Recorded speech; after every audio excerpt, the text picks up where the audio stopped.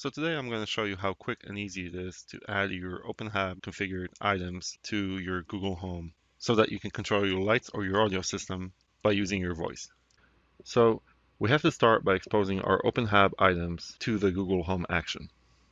This is very easy. You basically just have to go into your openHAB items configuration file and add tags to the specific items you want to expose.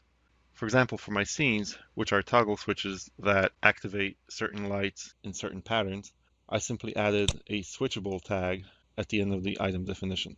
The switchable tag is great for anything that acts as an on-off discrete item. Any of my light items get this lighting tag.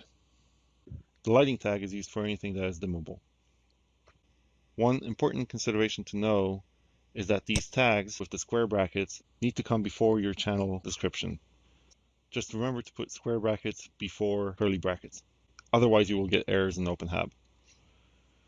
Now, specifically for my LED strips, I was able to use the switchable tags for the power and color items.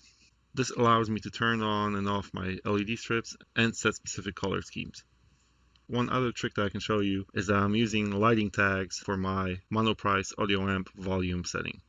Just like you can dim specific lights using the lighting tag, you can also control volume. Until openHAB develops an audio specific tag, this is one way to accomplish volume control.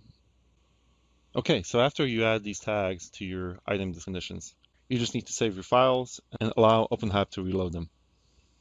After this is complete, the next step is to open your Google Home application and establish a link between Google Assistant and the openHAB action. So first, open up the Google Home app on your phone, go to the menu, select Home Control,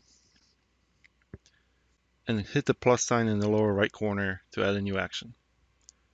From the list, scroll down to select openHAB, click on it, and it'll ask you for the My openHAB login name. Enter your password and hit sign in, and then hit allow to connect the action. Now Google Home will automatically connect all the items we exposed in your items files. And you can select them and assign them to different rooms. Once you have them assigned to rooms, you can control either individual lights or control lights in an entire room. Another quick way to get your openHAB devices to show up in your Google Home application is to just ask your Google Home to do it. Hey Google, sync my devices. Okay, syncing devices for openHAB. And now all the devices show up in the Google Home app. And I'm ready to control them.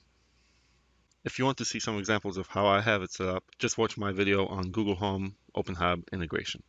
And if you like this video, please subscribe to my channel for more home automation videos.